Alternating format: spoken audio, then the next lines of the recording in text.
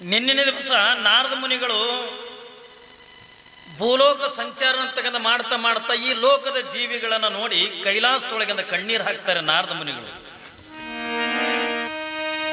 ಭಗವಂತ ನೀನು ಇಷ್ಟೆಲ್ಲ ಅಪರೂಪವಾಗಿರ್ತಕ್ಕಂಥ ಮನುಷ್ಯ ಜನ್ಮ ಅನ್ನತಕ್ಕಂಥ ಕೊಟ್ಟು ಈ ಮಾನವರನ್ನ ಭೂಮಿಗೆ ಕಳಿಸ್ತೀವಿ,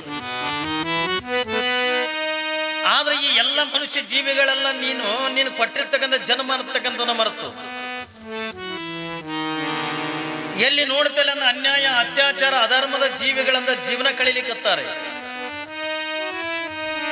ಒಂದು ಸಾರಿ ನೀನಿಂದ ಕಣ್ಣು ತೆಗೆದ ನೋಡಲಾತುಕೊಂಡು ನಾರದ ಮುನಿಗಳು ನಿನ್ನಿನ ದಿವಸದಿಂದ ಹೇಳಿದಾಗ ಸ್ವತಃ ಪರಮಾತ್ಮನೇ ಈ ಮನುಷ್ಯ ಜೀವಿಗಳನ್ನ ನೋಡಿ ಕಣ್ಣೀರು ಹಾಕ್ತಾನೆ. ಭಗವಂತ ಪರಮಾತ್ಮನೇ ಕಣ್ಣೀರು ಹಾಕ್ತಾನೆ ನಮ್ಮನ್ನು ನೋಡಿ. ನಾವೆಲ್ಲ ನಡೀತಕ್ಕಂಥ ಹಾದಿ, ನಾವು ನುಡಿತಕ್ಕಂಥ ಮಾತು, ನಾವು ಆಡ್ತಕ್ಕಂಥ ರೀತಿಯನ್ನ ನೋಡಿ ಸ್ವತಃ ಭಗವಂತನೇ ಕಣ್ಣೀರು ಹಾಕ್ಲಿಕ್ಕತ್ತಾನೆ. ಈ ಜನ್ಮವನ್ನ ಕೊಟ್ಟಿರ್ತಕ್ಕಂಥ ಭಗವಂತ ಪರಮಾತ್ಮ ವಿಚಾರ ಮಾಡ್ತಾನೆ, ಇವರಿಗೆಲ್ಲ ಏನೆಲ್ಲ ಕೂಡ ಕೊಟ್ಟೆ. ಪರಮಾತ್ಮ ಏನು ಕೊಟ್ಟಿಲ್ಲ, ಎಲ್ಲವನ್ನು ಕೂಡ ಕೊಟ್ಟ.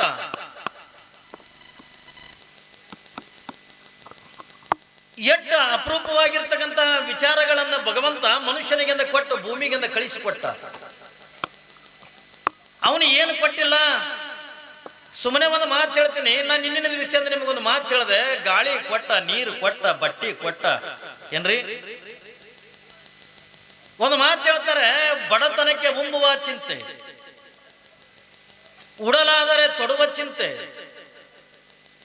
ತೊಟ್ಟರೆ ಹೆಂಡರ ಚಿಂತೆ, ಹೆಂಡರಾದರೆ ಮಕ್ಕಳ ಚಿಂತೆ, ಮಕ್ಕಳಾದರೆ ಬದುಕಿನ ಚಿಂತೆ, ಬದುಕಾದರೆ ಕೇಡಿನ ಚಿಂತೆ, ಕೇಡಾದರೆ ಮರಣದ ಚಿಂತೆ.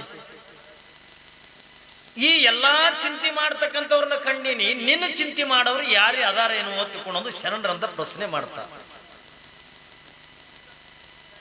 ಒಬ್ಬ ವ್ಯಕ್ತಿಗೆ ಮನುಷ್ಯ ಭೂಮಿ ಮೇಲಿಂದ ಹುಟ್ಟದ. ಯಾವಾಗಿಂದ ಭೂಮಿ ಮೇಲಿಂದ ಹುಟ್ಟದ ಎಲ್ಲ ಜೀವಿಗಳಿಂದ ಜೀವನ ಕಳೆದಂಗಿಂದ ಕಳಿಲಿಕ್ಕತ್ತ.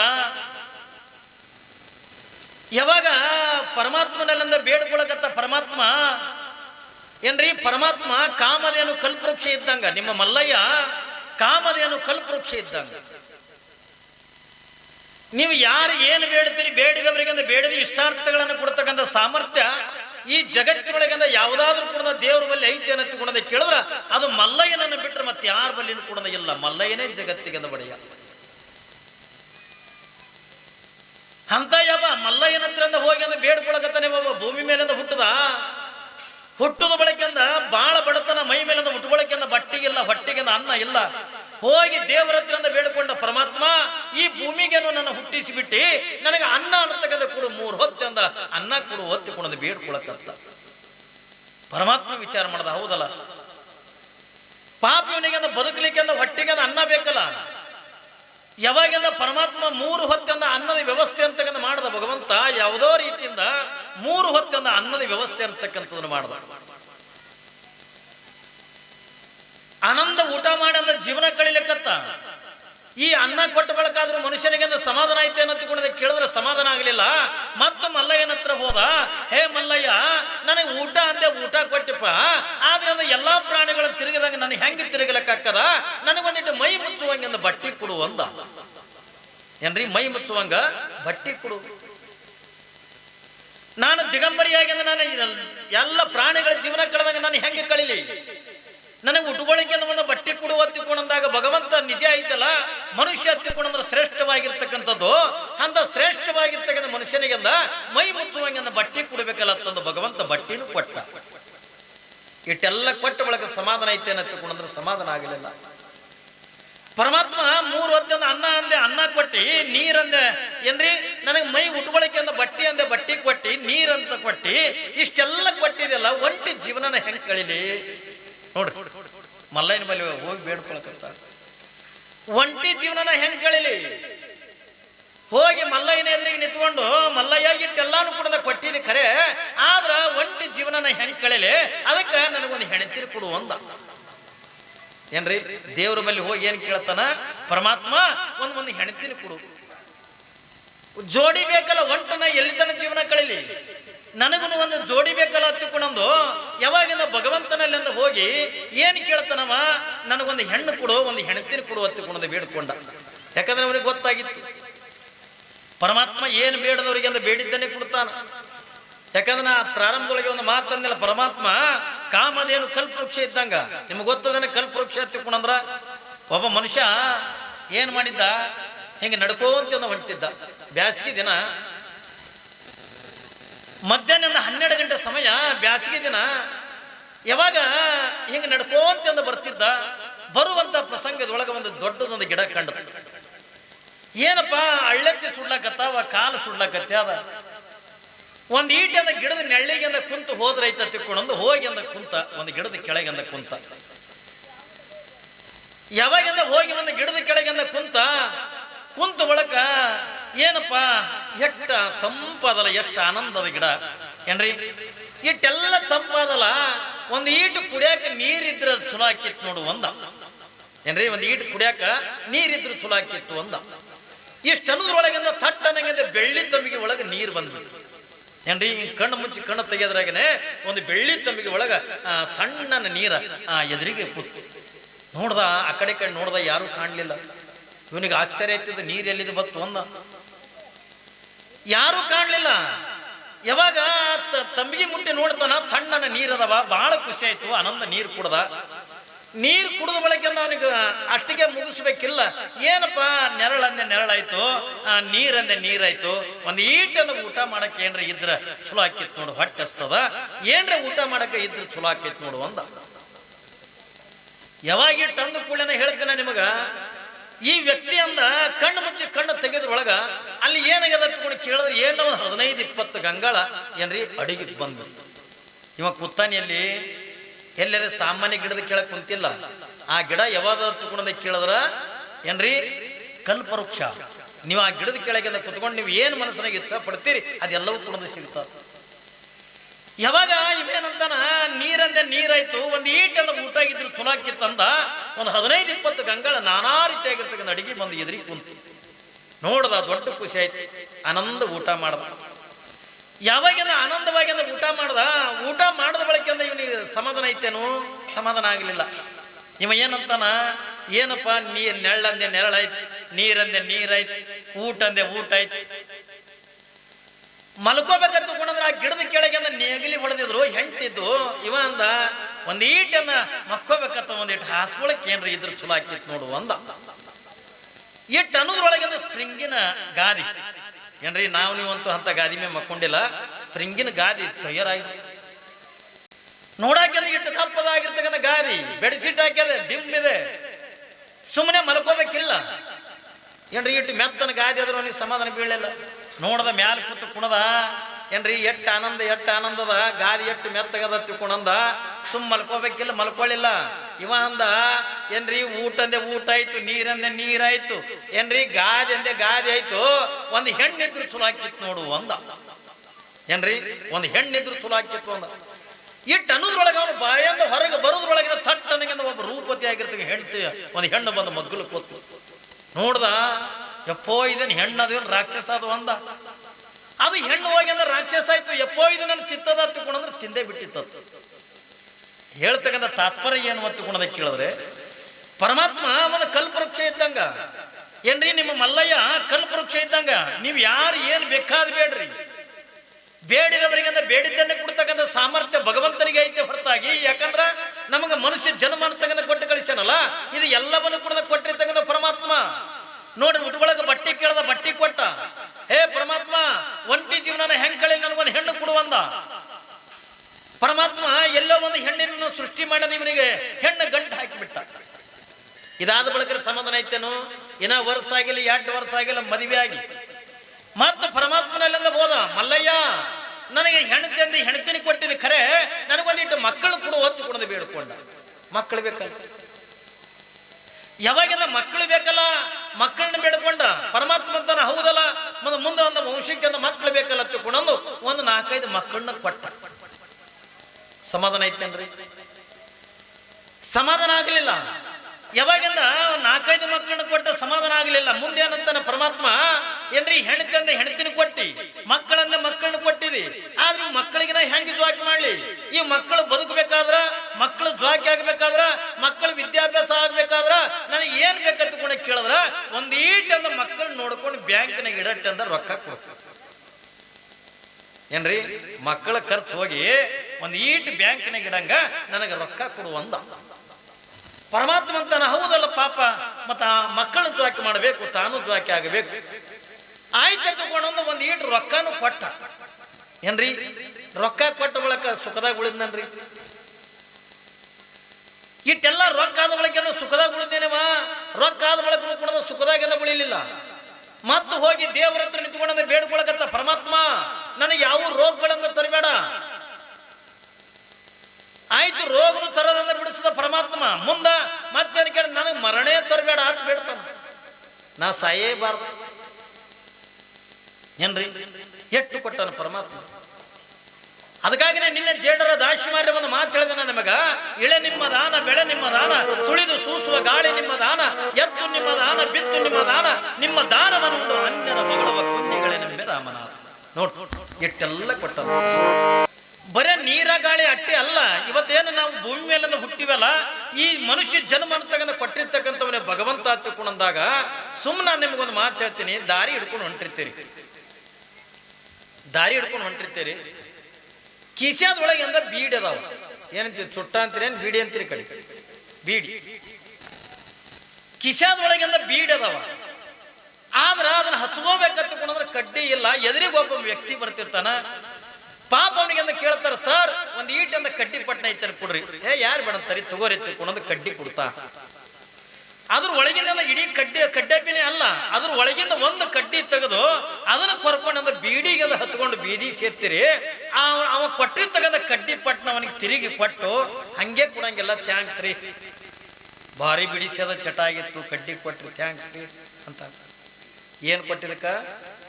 ಸುಟ್ಟು ಬಿಡಿಸಿದಕ್ಕಂದ ಒಂದು ಕಡ್ಡಿ ಕೊಟ್ಟವನಿಗೆ ಥ್ಯಾಂಕ್ಸ್ ಹತ್ತಕೊಂಡಂತೀರಿ. ಇಟ್ಟು ಅನ್ನ ಕೊಟ್ಟ, ಗಾಳಿ ಕೊಟ್ಟ, ನೀರು ಕೊಟ್ಟ, ರೂಪ ಕೊಟ್ಟ, ಅಲಂಕಾರ ಕೊಟ್ಟ, ಎಲ್ಲವನ್ನೂ ಕೂಡ ಕೊಟ್ಟಿ ತೆಗೆದ ಭಗವಂತನಿಗೆ ನಾವು ಏನ್ ಕೊಟ್ಟಿವಿ? ಎಷ್ಟು ಸರಿ ಥ್ಯಾಂಕ್ಸ್ ಹೇಳ್ಬೇಕ್ರ ನೀವು? ಎಷ್ಟು ಸರಿ ಥ್ಯಾಂಕ್ಸ್ ಹೇಳ್ತೀರಿ? ಅವನಿಗೆ ಥ್ಯಾಂಕ್ಸ್ ಅಂತ ಹೆಂಗ್ ಹೇಳ್ಬೇಕಂತ ಅದಕ್ಕಾಗಿನಿಂದ ಹೇಳ್ತಾರೆ.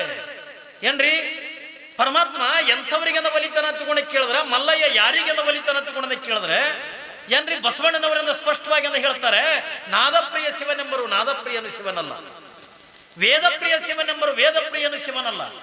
ನಾದವ ಮಾಡಿದ ರಾವಣನಿಗೆ ಅರಿಯಾವಿಷ ಹೋಯಿತು, ವೇದವನ್ನು ಓದಿದ ಬ್ರಹ್ಮನ ಶಿರಬು ಹೋಯಿತು. ನಾದಪ್ರಿಯನವಲ್ಲ, ವೇದಪ್ರಿಯನವಲ್ಲ, ಭಕ್ತಿ ಪ್ರಿಯ ನಮ್ಮ ಕೂಡಲ ಸಂಗಮ ದೇವ. ಪರಮಾತ್ಮ ಯಾರಿಗೆ ಒಲಿತನ ತಿಳ್ಕೊಂಡು ಕೇಳಿದ್ರ, ನಾವು ಬಹಳ ಜೋರಿಂದ ದರಿ ತೆಗೆದಿಂದ ಪದ ಹಾಡ್ತೀವಿ ಎತ್ತಿಕೊಂಡ್ರೆ ನಮ್ಗೆ ಒಲೆಂಗಿಲ್ಲ. ನಾವು ಏನು ಸಿಕ್ಕಾಪಟ್ಟೆಂದ ಮಂತ್ರ ಅಂತೀವಿ ಎತ್ತಿಕೊಂಡ್ರೆ ನಮ್ಮ ಮಂತ್ರಕ್ಕೆ ಪರಮಾತ್ಮ ಒಲೆಂಗಿಲ್ಲ. ಹಾಗಾದ್ರೆ ಪರಮಾತ್ಮ ಎದಕ್ಕೆ ಒಲಿತಾನ ತಿಳ್ಕೊಂಡು ಕೇಳಿದ್ರ, ನಿಮ್ಮಿಂದ ಅವ ಏನು ಕರಿಗಡಬೇಕು ಕೇಳಿಲ್ಲ, ಏನು ಕೇಳಿಲ್ಲ. ಏನ್ರಿ ಇವತ್ತು ನೀವು ಮಲ್ಲಯ್ಯನ ದೇವಸ್ಥಾನಕ್ಕೆ ಬರ್ತಿರಲ್ಲ, ಅಮಾಸೆ ಹುಣ್ಣಿಗೆ ಬರ್ತೀರೇನ್ರಿ? ಬರ್ತಿರಲ್ರಿ ಊರಾಗ? ಯಾಕಂದ್ರೆ ನೀವು ಬರಂಗ ಕಾಣಂಗಿಲ್ಲ. ಯಾಕಂದ್ರೆ ನೀವೆಲ್ಲರೂ 2-2 ಕಿಲೋಮೀಟರ್ 3-3 ಕಿಲೋಮೀಟರ್ ಹೊಲ್ದಾಗ ಮನಿ ಮಾಡ್ಕೊಂಡು ಅದೀರಿ. ನಿಮಗೆ ಯಾ ಮಲ್ಲಯ್ಯನೂ ಹತ್ತಾರ, ವರ್ಷಗೊಮ್ಮೆ ಹತ್ತನ.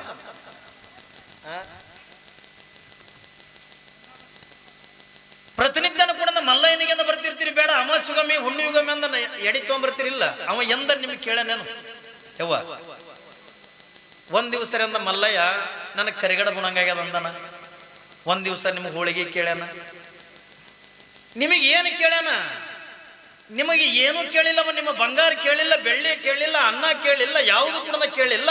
ಆದ್ರೆ ಪರಮಾತ್ಮ ಕೇಳತಕ್ಕಂಥದ್ದು ಒಂದೇ ಒಂದು ಏನು ಒತ್ತಿಕೊಂಡ ಕೇಳಿದ್ರೆ, ನಿಮ್ಮಲ್ಲಿರ್ತಕ್ಕಂಥ ನಿಶ್ಚಲವಾಗಿರ್ತಕ್ಕಂಥ ಭಕ್ತಿಯಿಂದ ಅವನ ಧ್ಯಾನ ಮಾಡಿದ್ರೆ ಸಾಕು, ನಿಮ್ಮ ಎಲ್ಲ ಪಾಪಗಳೆಲ್ಲ ಪರಿಹಾರ ಆಗ್ಯಂದ ಹೋಗ್ತಾವ. ಏನ್ರಿ ಬರೀ ಅವನು ಧ್ಯಾನ ಮಾಡಿದ್ರೆ ಸಾಕು, ನಾಮಸ್ಮರಣೆ ಮಾಡಿದ್ರೆ ಸಾಕು.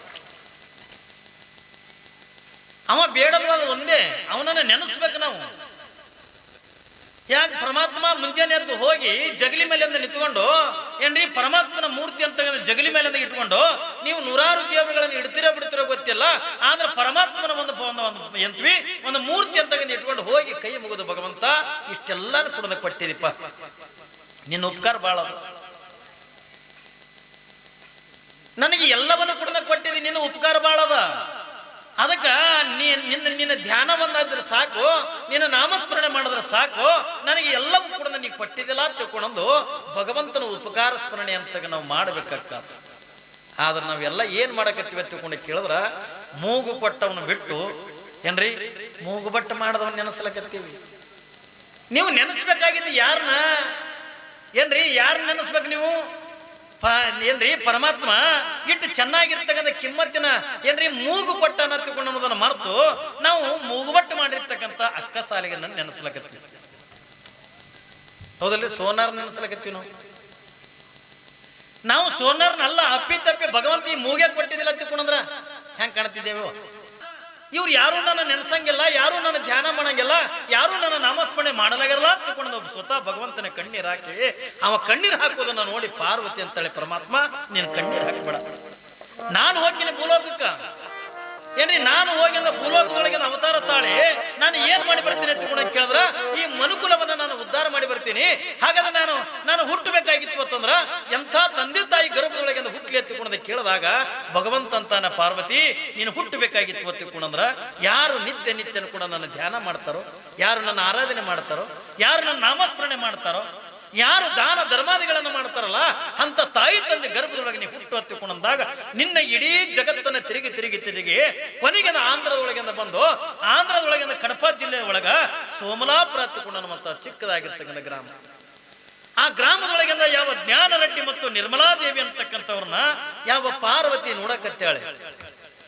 ನೋಡ್ರಿ ಅವ್ರು ನಡೀತಕ್ಕಂಥ ಜೀವನ ಏನ್ರಿ ಸತಿಪತಿಗಳೊಂದಾದ ಭಕ್ತಿ ಹಿತವಾಗಿಪ್ಪುದು ಶಿವಂಗಿ ಅನ್ನುವಂಥ ರೀತಿ ಒಳಗ ಯಾವಾಗಿಂದ ಗಂಡ ಹೆಂಡತಿಯ ಮನಸ್ಸಂತಕ್ಕಂಥ ಒಂದಾಗಿ ಏನು ಜೀವನ ಕಳಿತಿದ್ರಲ್ಲ ಜ್ಞಾನರೆಡ್ಡಿ ನಿರ್ಮಲಾ ದೇವಿ, ಇವ್ರ ಜೀವನ ಅಂತಕ್ಕ ನೋಡಿ ಸ್ವತಃ ಯಾರಿಗೆ ಪಾರ್ವತಿಗೆ ಹೊಟ್ಟೆ ಕಿಚ್ಚು ಬಿತ್ತತ್ತ. ಏನ್ರಿ ಕಲ್ಪನಾ ಇರ್ಲಿ ಮಗ, ಈರುವರು ದಂಪತಿಗಳು ಜೀವನ ಕಳೆದನ್ನ ನೋಡಿ ಸ್ವತಃ ಪಾರ್ವತಿಗೆ ಹೊಟ್ಟೆ ಕಿಚ್ಚು ಬಿತ್ತತ್ತ. ನಾನು ಕೂಡ ಪರಮಾತ್ಮನ ನಟ ಚೆನ್ನಾಗಿ ನೋಡಂಗಿಲ್ಲಲ್ಲ. ಯಾವಾಗ ನಾನು ಕೂಡ ಪರಮಾತ್ಮನನ್ನ ಚೆನ್ನಾಗಿ ನೋಡಂಗಿಲ್ಲ. ಆದ್ರ ಇವಳು ಗಂಡನ ಮೇಲೆ ಅಪಾರವಾಗಿರ್ತಕ್ಕಂಥ ಭಕ್ತಿ, ಗಂಡನ ಮೇಲೆ ಅಪಾರವಾಗಿರ್ತಕ್ಕಂಥ ಶ್ರದ್ಧೆ ಏನ್ರಿ. ಯಾವಾಗ ಪಾರ್ವತಿಗೆ ಹೊಟ್ಟೆ ಕಿಚ್ಚು ಬಿತ್ತತ್ತೆ. ಯಾಕ? ನನಗಿಂತಲೂ ಕೂಡ ನನ್ನ ಗಂಡನಿಗಿಂತಲೂ ಇವಳು ತನ್ನ ಗಂಡನನ್ನ ಎಷ್ಟು ಚೆನ್ನಾಗಿ ನೋಡ್ಕೋತಾಳಲ್ಲ, ಎಷ್ಟು ಭಕ್ತಿದಿಂದ ಜೀವನ ಕಳೀತಾಳಲ್ಲ. ಅದಕ್ಕಾಗಿ ನನ್ನ ಶರಣರಂದ ಹೇಳ್ತಾರೆ, ಗಂಡನ ಮೇಲೆ ಸ್ನೇಹವಿಲ್ಲದ ಹೆಂಡತಿ. ನೋಡ್ರಿ ಶರಣರಂದ ಹೇಳ್ತಾರೆ, ಗಂಡನ ಮೇಲೆ ಸ್ನೇಹವಿಲ್ಲದ ಹೆಂಡತಿ, ಲಿಂಗದ ಮೇಲೆ ನಿಷ್ಠೆ ಇಲ್ಲದ ಭಕ್ತ, ಇವರಿಬ್ರು ಇದ್ದರೇನು ವಿಶ್ವ ಹೋದರೇನು ವಿಶ್ವ ಹತ್ತಿಕೊಂಡಂತಾರೆ ಶರಣ. ಯಾವ ಹೆಣ್ಣನ್ನ ಗಂಡನ ಮೇಲಿನ ಪ್ರೀತಿ, ಗಂಡನ ಮೇಲಿಂದ ಭಕ್ತಿ, ಗಂಡನ ಮೇಲಿಂದ ಶ್ರದ್ಧೆ ಇರ್ಲಿಲ್ಲ ಅಂತಂದ್ರ ಹೇಳ್ತಾರಲ್ಲ ಗಂಡನ ಮೇಲೆ ಸ್ನೇಹವಿಲ್ಲದ ಹೆಂಡತಿ. ಯಾವ ಹೆಣ್ಣು ಗಂಡನನ್ನ ಪ್ರೀತಿ ಮಾಡಂಗಿಲ್ಲೋ, ಯಾವ ಹೆಣ್ಣನ್ನ ಗಂಡನನ್ನ ಪ್ರೇಮದಿಂದ ಕಾಣಂಗಿಲ್ಲೋ, ಗಂಡನನ್ನ ಯಾವ ಭಕ್ತಿದಿಂದ ಕಾಣಂಗಿಲ್ಲಲ್ಲ ಅಂತ ಹೆಣ್ಣ ಈ ಭೂಮಿ ಮೇಲೆ ಇದ್ರೇಟು ಪಾದ್ರೇಟು ಒತ್ತಿಕೊಂಡಂತ. ನೋಡ್, ಗಂಡನನ್ನ ಅಟ್ಟು ಭಕ್ತಿದಿಂದ ಕಾಣಬೇಕು. ಯಾಕ? ನಿಮಗೆಲ್ಲರಿಗೂ ಕೂಡ ಸರ್ವಸ್ವಾಗಿರ್ತಕ್ಕಂಥವನೇ ಗಂಡ. ಇಟ್ಟೆಲ್ಲ ಸಮಾಜದೊಳಗಿಂದ ಬದುಕಿನೊಳಗೆ ನಿಮ್ಮ ಬೆಲೆ ತರಬೇಕಾಗಿತ್ತು ಅಂತಂದ್ರ, ಆ ಬೆಲೆ ಕೊಡ್ಬೇಕಾಗಿತ್ತು ಅಂದ್ರೆ ಯಾರಿಂದ ಹತ್ತಿಕೊಂಡದ ಕೇಳಿದ್ರೆ ನಿಮ್ಮ ಗಂಡನಿಂದ ನಿಮ್ಮ ಬೆಲೆ ಸಿಗ್ತದೆ ಹೊರತಾಗಿ ಗಂಡ ಇರದಾಗಿತ್ತಿರಂದ ಯಾವ ಬೆಲೆನೂ ಕೂಡ ಇಲ್ಲ ಹೆಣ್ಣಿಗೆ. ಏನ್ರಿ ಶರಣರು ಕೂಡ ಅವತ್ತಿನ ದಿನ ಅಂದ ಹೇಳ್ತಾರೆ, ಗಂಡನ ಮೇಲೆ ಸ್ನೇಹವಿಲ್ಲದ ಹೆಂಡತಿ. ಗಂಡನನ್ನ ಪ್ರೀತಿಯಿಂದ ಕಾಣಬೇಕು, ಗಂಡನನ್ನ ಭಕ್ತಿದಿಂದ ಕಾಣಬೇಕು. ಗಂಡನನ್ನ ನೋಡ್ತಕ್ಕಂಥ ಪರಿ ಹೆಂಗಿರ್ಬೇಕಂತ ಕೇಳಿದ್ರೆ ಅಷ್ಟೇ ಪ್ರೀತಿ ಅಂತಕ್ಕಂಥದನ್ನ ಇಲ್ಲಿ ನಿರ್ಮಲಾದೇವಿ ಯಾವ ಜ್ಞಾನರೆಡ್ಡಿ ಮೇಲೆ ಇಟ್ಟಾಳೆ. ಇದನ್ನ ಎಲ್ಲವನ್ನು ಕೂಡ ನೋಡಿರ್ತಕ್ಕಂಥ ಯಾವ ಪಾರ್ವತಿ ಅಂತಾಳೆ, ನಾನು ಹುಟ್ಟಿದ್ರ ಇದೇ ಹೆಣ್ಣು ಮಗಳ ಗರ್ಭದೊಳಗೆ ನಾವು ಹುಟ್ಟಬೇಕಂತ ಕೂಡ ಯಾವಾಗ ಪಾರ್ವತಿ ತೀರ್ಮಾನ ತಗೊಂಡು ಅವಾಗ ಏನ್ ಮಾಡ್ತಾಳ ತಗೊಂಡ ಕೇಳಿದ್ರೆ ಏನ್ರಿ, ಯಾವಾಗಿಂದ ಪಾರ್ವತಿ ಆ ನಿರ್ಮಲಾದೇವಿ ಗರ್ಭದೊಳಗಿಂದ ಪ್ರವೇಶ ಮಾಡ್ತಾಳೆ. 10-12 ವರ್ಷಗಟ್ಲಿಂದ ಮಕ್ಕಳಿಲ್ಲ ತಗೊಂಡು ಪ್ರತಿನಿತ್ಯನೂ ಕೂಡ ಮಲ್ಲಯ್ಯನ ದೇವಸ್ಥಾನದಾಗ ನಿತ್ಯನೂ ಕೂಡ ಬೇಡಿ ಕಣ್ಣೀರು ಹಾಕ್ತಕ್ಕಂಥ ಯಾವ ನಿರ್ಮಲಾದೇವಿ ಯಾವಾಗಿಂದ ತಿಂಗಳಾಗ್ಯದ, 2 ತಿಂಗಳಾಗ್ಯದ, 3 ತಿಂಗಳಾಗ್ಯದ, ಯಾವಾಗ ಗರ್ಭವತಿ ಆಗೇನಿ ಅಂತ ಅನ್ನೋದು ಯಾವಾಗಿಂದ ನಿರ್ಮಲಾದೇವಿ ಗೊತ್ತಾದಾಗ ಎಷ್ಟು ಖುಷಿ ಆಗ್ಲಿಕ್ಕಿಲ್ಲ. ಬಹಳ ದಿವಸಕ್ಕೆ ಮಕ್ಕಳು ಹುಟ್ಟಿದಾಗ ಎಷ್ಟು ಖುಷಿ ಆಗ್ಲಿಕ್ಕಿಲ್ಲ, ತಾಯಿಗೆ ಎಷ್ಟು ಆನಂದ ಆಗ್ಲಿಕ್ಕಿಲ್ಲ. ಗರ್ಭಿಣಿಯಾದ್ಲು 4 ತಿಂಗಳಾಯ್ತು, 6 ತಿಂಗಳಾಯ್ತು. ಎಲ್ಲರಿಗೂ ಕೂಡ ಬಯಕೆಗಳನ್ನ ಕಾಡುವಂಗ ಆ ನಿರ್ಮಲಾ ದೇವಿಗೂ ಕೂಡ ಬಯಕೆಗಳನ್ನ ಕಾಡ್ತವೆ. ಆದ್ರ ಎಂತ ಬಯಕೆಗಳು ಹತ್ತಿಕೊಂಡ್ರ ನಾಳಿನ ದಿವಸದಿಂದ ನಾವು ನೀವೆಲ್ಲರೂ ಕೂಡ ನೋಡೋಣ.